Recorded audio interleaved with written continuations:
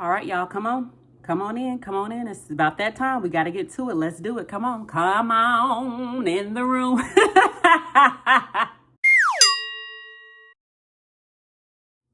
Hi, YouTube world. It's me. I'm back again. What's going on? What's happening?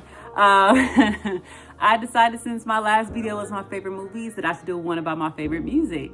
So what I'm going to do is I'm going to do my top 5 favorite albums of all time. Obviously, art is subjective, so different strokes for different folks. So I'm going to do my top favorite albums, also my top favorite songs. I think I'm going to do another video with my top favorite artists of all time, men and then the women.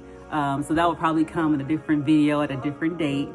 But this video is just going to be top albums and top songs. And when it comes to the albums, I'll definitely do some honorable mentions as well. So yeah, let's go ahead and get into it. Let's go. Now, as I said, art is subjective. So what I like is what I like, and what you like is what you like. However, if there are any songs or any albums that I mentioned today that you do like, go ahead and drop some comments down there, and we can start a dialogue and get things going. Coincidentally enough, I have on a Michael Jackson Thriller shirt today. Obviously, he is one of the greatest of all time, and he obviously created one of the greatest albums of all time. So this is just a shirt of the Michael Jackson Thriller album cover. So I am in love with Michael Jackson, 80s Michael Jackson, Thrillers MJ. Yes, absolutely. So yeah, and obviously if you don't like Michael Jackson, you can just, scroll off now in case I mention him. He is one of the greatest, so argue with your mammy. Okay, so yeah, so here we go. My top albums, we're gonna do that first, and let's do it. Okay, so my honorable mentions, the first one I'm gonna mention is Day 26's debut album. That album is just pure R&B. Even though they were discovered on Making the Band and by Diddy, that album is an amazing body of work. I honestly can just put it on and just let the album just go, because it's just so good. All 5 members are obviously talented, and they had, top of the line production on that album. So if you're looking for something where you hear some real singers, male singers singing their butts off, oh my God, Day 26, they will always have a fan in me. The debut album and their follow-up, Forever and a Day, I would honestly put that on my list of favorite albums as well, because it's just so good. But if you haven't ever given that album a listen, I would recommend that you do so ASAP, because that album is so amazing. Day 26's debut album. Love it. Go check it out. If you never have before, go check it out now. Next album on my honorable mentions is going to be Sold Out by Jhené Aiko. I have been a fan of Jhené's since her mixtape days. So when I heard she got signed to No ID, Def Jam, I was elated, because homegirl, be putting out that quality music. And she be saying stuff that us as women be wanting to say, and we don't have the, opportunity to say. She's kind of that vessel for us. So she is one that is extremely dope. But her debut project, Sold Out, was so memorable, because I was able to listen to that album at a really hard time in my life, where I was going through things and I was kind of down and needed something to kind of help me through the obstacles I was experiencing at the time when that album dropped. So another one that has top of the line production, and she, even though her voice is soft, she's extremely talented. And again, she's a vessel for saying a lot of things that us women want to say around our age. So she's so dope. I love all her projects. There's only maybe 1 or 2 I don't listen to a whole lot, but as an artist, she's super dope. So Jhené Aiko, Sold Out, it got me through so much. I will always have a love in my heart for her and for that album, because of the time of my life that I associated with. It's just super dope. Again, oh my God, there's so many different songs that are on that album that are very unique, one-of-a-kind artistry that nobody else has put out before, that will always stick with me. So Jhené Aiko, Sold Out, salute. My next honorable mention is Crazy Sexy Cool by TLC. Obviously, this is 90s vibes. It's another one where you can just put it on, let it play. It has a few interludes here and there in the album, but TLC is definitely one of those groups where everybody brings something different to the table, and as a collective, it just meshes well, so beautifully. between T-Boz, Left Eye, and Chili. But that album obviously has the famous waterfalls on it, which we all know and love. But if you go through and listen to some of those deep cuts that a lot of people don't know about, that album will definitely stick with you. If you're looking for something with some pure 90s vibes, that album is definitely a classic. It's one of a kind. I am a huge fan of TLC, always have been since the beginning. And so I was obviously very, very sad when Lisa Left Eye Lopez passed away. But she will always live through all of us, and she will always live in her music. And it's just something that, at the time, I feel like that album from Crazy Sexy Cool, which was their sophomore album, was very much needed. It was very necessary for the time. And even with all of the legal troubles and things that TLC was going through at the time, they still put out an amazing body of work in Crazy Sexy Cool, which obviously the name was from Left Eye, that defined every member of the group, and they just put it together as one word. It's Crazy Sexy Cool. It's an album that I can always put on and just let it rock, because it's just so amazing. If you have a favorite cut on there, outside of Waterfalls, of course, if you have a favorite cut on that album, please let me know. We can talk about it in the comments. Next, I would be remiss if I did not include this album. It's going to be Usher's Confessions. That album is so amazing. Usher already is an amazing artist, but I think anybody who loves R&B will tell you that Confessions is a classic, and it always will be. We love Confessions and we love Caught Up on that album, but obviously if you get into songs like, Seduction and Superstar and Can You Handle It, oh my God. And he puts on this amazing vocal performance. I remember I was watching Brian Michael Cox talk about Usher on R&B Money's podcast with Tank and Jay Valentine, and he said he got into the room with some big execs and they were saying, he can sing, Usher can sing, but he can't sing. And I'm looking like, are you smoking? Like, the man is amazing. Like, he has a one-of-a-kind talent. But the whole concept, the whole idea of Confessions, and then, to have top-of-the-line quality work, and his artistry that he put behind that album was just it's something that is going to be forever embedded in R&B history. If you are an R&B fan like me, you should already know why Confessions is so great. It's such an amazing, timeless album. So make sure you check it out. If you have never please check out that album. It's a must. It's a must listen. Please check it out. The next album on my list is going to be Mario's Go. Now, this album, I know I've been saying production, top of the line, top quality. This album, not only is Mario singing on this album, but that production between Rock City and, oh my God, and Polo Don, it's so good. It's so good. Again, an album I could just put on and let it play, because it's just, from Go to Music for Love, No Definition, which is a deep cut that I love. There's the Crying Out For Me. Everybody knows Crying Out For Me. Oh my goodness. It's just amazing the way that they put that album together. I honestly think it should get more exposure than what it got, because obviously Mario's amazing at what he does. He's an amazing singer. But Mario's Go, oh my God, it's an album that will forever be in rotation for me. I can just put it on and get some stuff done around the house, or if I got to run errands, it's in the the beats, the tunes is just top of the line. Like, they definitely, we know how old our ancestors, our grandparents would say they put their foot in it. Mario and his team put their foot in that album, 100%. I would recommend it to anybody who's wanting some great R&B to listen to. And Mario's also one of my favorite vocalists. He always has been. He's definitely up there on that list. So I most likely will include him in my list of favorite artists, because he's just that good. I hate that he's not as on top as a lot of the other mainstream artists are, because he really deserves it. He's so good. So yeah, Mario's Go, bomb album. We'll recommend it to anybody. Check it out. The next album I'm going to mention will be a forever favorite, and it's by musical legend Cisco, and it's his debut solo album, Unleash the Dragon.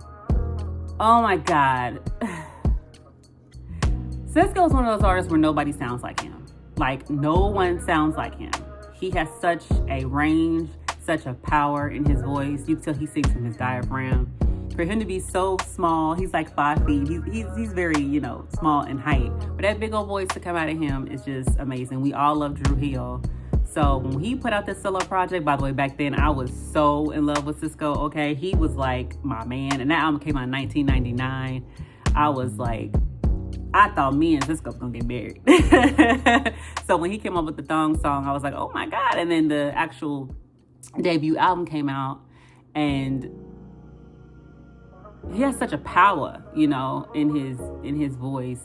And I remember he dyed his hair platinum, and that was just it for me, honey. I was just like, Cisco is my man, okay? And so was Usher at one point. But yeah, if you want something that you can like bounce to, but also has quality, you know, vocals behind it, Cisco's solo debut album, Unleash the Dragon, is it. It definitely has that Dru Hill feel, Dru Hill vibe on some of the records. But he's amazing. Always has been. Always been amazing. So, you know, to sing that passionately about, a lot of times it's about sexual things, but that's okay. You know, those things sometimes need to be sung about. So, yeah, it's something that will always be, again, in rotation. Love it so much. Cisco's Unleash the Dragon, great album. The next album I'm going to talk about is Stripped by Christina Aguilera. Christina Aguilera is one of my favorite vocalists ever. She's definitely in the top 5 for obvious reasons. Stripped came out at a time in my life where I was, again, going through things, severely depressed, which, of course, is an ongoing battle for me. But that album was such therapy for me that was very well needed in that time in my life. And I just appreciate the gift that she has given to us with her voice. And that album definitely strayed away from the previous image that we knew and loved of Christina Aguilera. And it was a very raw and real body of work that she probably needed to get out at that moment in time. But I can tell you that it was very well received, especially by me. We all know how much of a powerhouse Christina Aguilera is. But that album was so necessary. It was something that I really feel like every artist will eventually have an album similar to that, where they just want to strip away from, hence the pun, strip away from that cookie cutter image that they feel like that the public has put them in, and they just want to do something that's just real uncut, you know, very take me as I am, and also very vulnerable as well. I think she was very vulnerable in that album. I mean, her songs from you know, Beautiful to Makeover is one of my favorites. Walk Away, Can't Hold Us Down. Oh my God, that with Lil' Kim. Obviously, we all love Dirty. Dirty was great with Redman. Get Mine, Get Yours. Oh my God, just so much good, you know. And of course, it's a more on the pop side because it's Christina. But it still does not take away from the fact that the album is great. So that's another honorable mention for me because I love her down, always will. So yeah. All right, so top five. Top five, I'm going to start out with D'Angelo's Brown Sugar. Brown Sugar. If you love R&B soul and you have never heard this album, stop what you're doing right now, pause the video where you are, and come back later after you've listened to it. Because when it comes to R&B soul, D'Angelo is one of those names that has to be mentioned. Because for him to put out that one album and for it to do numbers as it has and has become such a cult classic over time, is very much, it speaks volumes for itself. Oh my God, there's so many classics on that album. Brown Sugar, Cruisin', goodness, there's so many. I'm drawing a blank. Brown Sugar, Cruisin', Me and Those Dreaming Eyes of Mine. Oh my goodness, it's so many classics on that album. That is another album where, and it's something that when you look at D'Angelo, especially back then in the 90s, when you look at him, you don't suspect that that's what's gonna come out when he starts singing. But he has a very smooth, sultry tone, and he always has. And it's a little bit of ruggedness in there that makes him so distinct from any other artist. And he's put out projects since then. They're also amazing. Everybody knows Voodoo and the album Voodoo and the song Untitled, How's It Feel, which is a great song, okay? It's great, it's fantastic. But I personally love Brown Sugar the most because of the time it came out in my life. I was young at the time, but I felt the vibe that he was giving off in that album. I kind of felt it in my soul. Even when I was younger, you know, when I fully didn't understand everything he was talking about in the album, I still was able to rock with it because it just, the vibe was there. I definitely felt the vibe within me of how much of an important artist he was and how important that album was at that time. The vibes are still rocking to this day. So that's something else that is timeless, will be around forever. And he doesn't have to make another album ever again because of what he did with Brown Sugar. It's so good feeling, gives you those good vibes, and I will always love that album for sure. The next album is Silk by Silk. Those guys are some singing men, okay? They know how to sing a song down, all of them. And it's one of those groups where everybody in the group can sing, and everybody in the group brings something different to the table. Oh my gosh, they have from Because of Your Love to I Can Go Deep to, oh my goodness, it's just so sultry and sexy. And it's something that's obviously for the grown folks, which I was listening to it as a kid, not really knowing everything that they was talking about. But as an adult, going back in retrospect, that album is such a sexy album, and they sound so good on it. You know, and I really am glad that I am at the age now where I can actually appreciate the art for what it is. Because Silk, they are some singing fellas, okay? They sing down on every song, every song on the album. We all know Meeting in My Bedroom, which is a great song as well.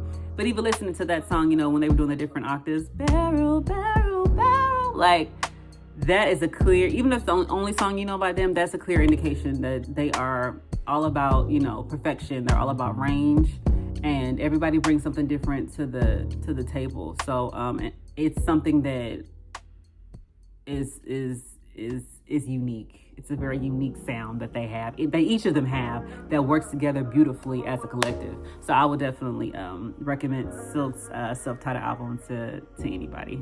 It's so good. It's so good. My next album is going to be The Writings on the Wall by Destiny's Child. That album came out in 1999, back when, you know, of course, we all know Bills. But if you go back and listen to the whole album, them girls is singing. I love the fluidity that the album has. It has a really nice flow to it from the beginning to the end. To be honest, when I was younger, I didn't really listen to the last few songs, but I definitely listen to them now. From Temptation, Confession, Sweet 16, Now That She's Gone, Bills, of course.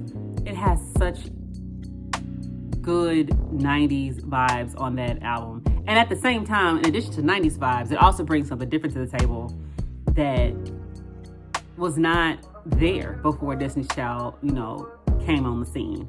That album was, and again, it came out at a pivotal moment in my life.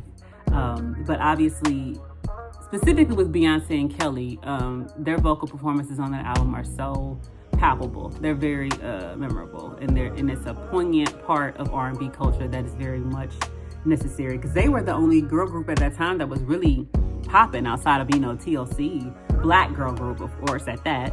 Outside of TLC, they were the only ones that was trying to, you know, hold it, keep it alive, and they did so beautifully. So obviously we know where, you know, the girls are now. They're all doing their own things, and doing it well. But I remember I had Writings on the Wall on, you know, cassette tape. For those that are young and don't know what cassette tapes are, please go look it up. But I remember I had that album on cassette tape, and I wore that cassette out. I made sure to play it all the time, okay? We would do, you know, make up dance routines to the tracks and things like that, and pick out who we was going to be in the group. Y'all remember them days. So they are definitely an important part to R&B culture, and I will definitely defend that album to my last breath because of how good it is. So yeah, Destiny's Child, The Writings on the Wall, beautiful album. All right, so number 2 is going to be, following up from Destiny's Child, Daniel Sing Love, Beyonce. Beyonce's debut album from 2003. It's so good. Again, put it on and just let it play from the beginning to the very last track. It's so good. Crazy Love, Baby Boy, Naughty Girl, Yes, Sign, Speechless, That's How You Like It. It's so good. The song she donates her, that she dedicates to her dad, Daddy. It was such a good feature album for a debut solo artist. We all know her from Destiny's Child, but for her debut, it was solid R&B. I played that CD out so bad. It had so many scratches on it that I had to give it a rest for a few days. Maybe in a few weeks off and on, because I started getting, back then we had CDs. When it was scratched up, if it got too bad, it was kind of done for. To where I even considered getting another copy of it because I loved it so much. But Beyonce definitely showed her range in that album. She showed that she's not just a pretty face, that she can definitely sing down. And Beyonce still sings down to this day. Again, argue with your mammy if you don't agree. Because I definitely have a few songs I can pull up when it comes to Beyonce's vocal performance where she is just singing down. She's not just a pretty face, I promise you. So I would definitely, that is something I would definitely argue 100%. But her debut, Dancing in Love, and the self-titled track that we know from the Survivor album, Destiny's Child Survivor album, that she put on her debut album and named it that. It's such a good song. We all know that it's not, I wouldn't even say it's a deep cut anymore because everybody knows the song Dancing in Love. Whether you knew it from the Survivor album or if you knew it from her debut. It's such a song that to me is one of the taking off points of her range and showing people that I really do this. I can really sing. So yeah, that is another one that timeless. I love the vocal, not only her vocal range, but also the cover art. The cover art of the album is so pretty. Showing Beyonce wearing this like jewel top and these jeans and she's in this like pose, it's just so phenomenal, yeah. My puppy wants to make an appearance. He's sitting on my lap here trying to be involved. Hey Jay, say hey. Say hey to the camera. Hey. All right, so number 1 is going to be The Miseducation of Lauryn Hill. Again, R&B soul junkie here, okay?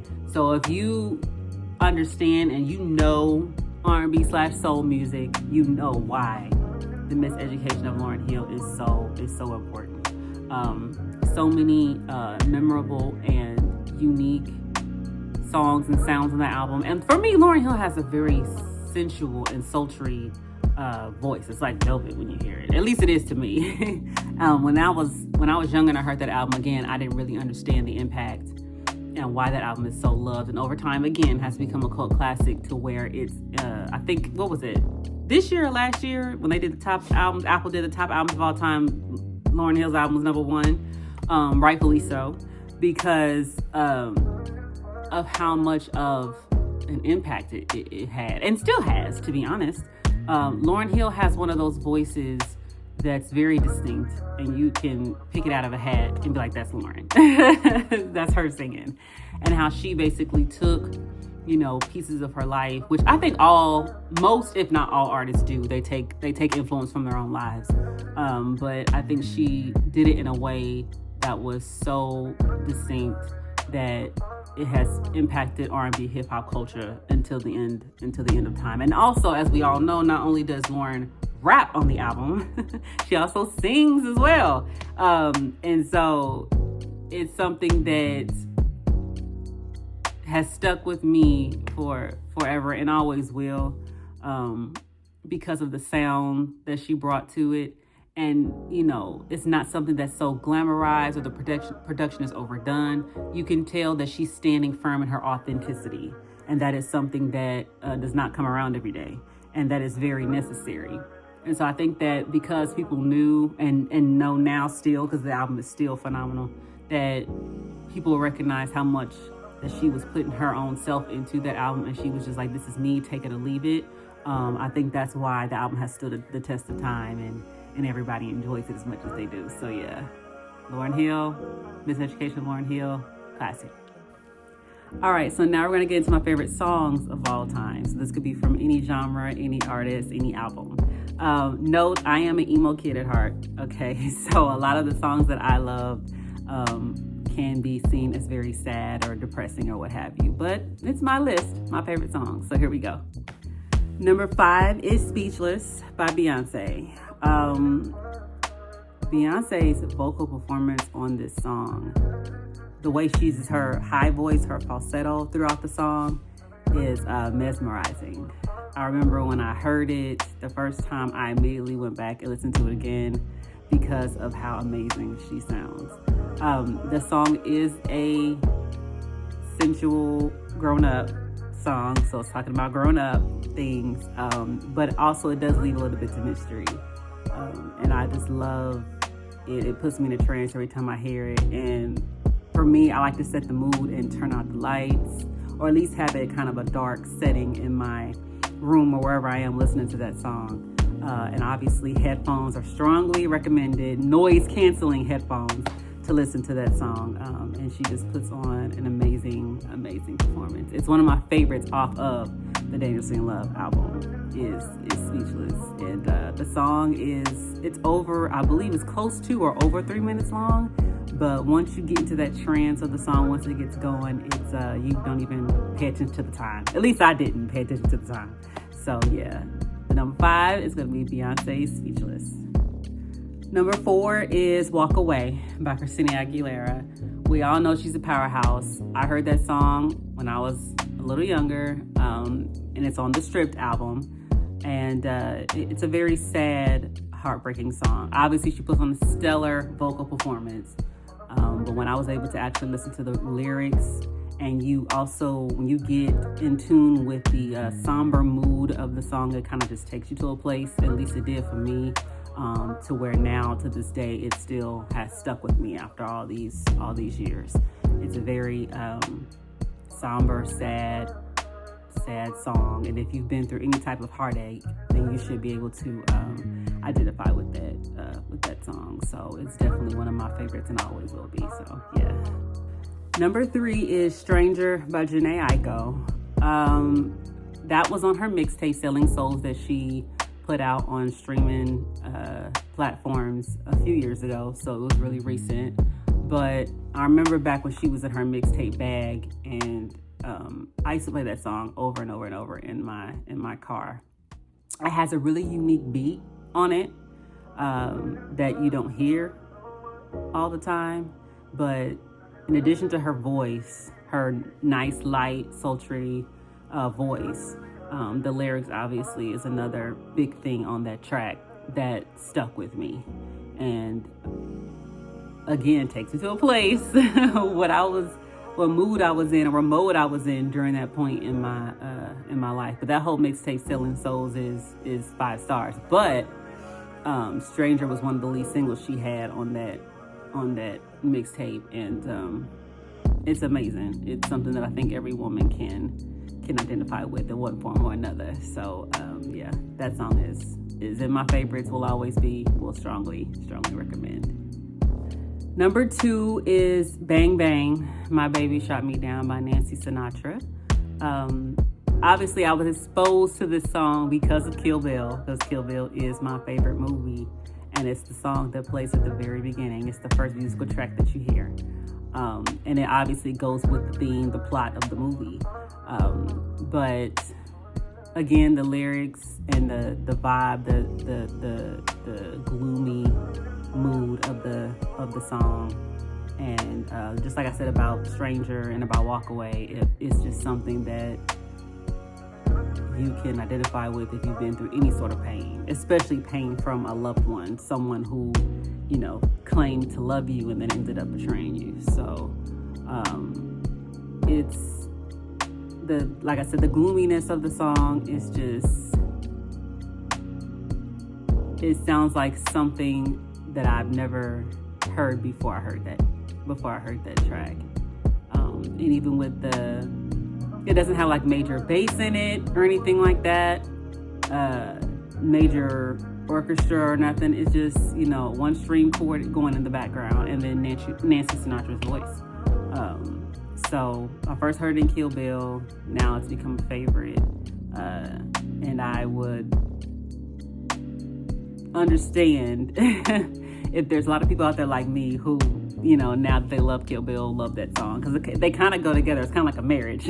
They kind of go together because it so perfectly fits with the theme of the film that I'm just smitten by the track, and I love and appreciate all forms of art, even if I don't like constantly listen to it all the time. Sometimes with that song with Bang Bang, I don't listen to it all the time because it can take me to a place.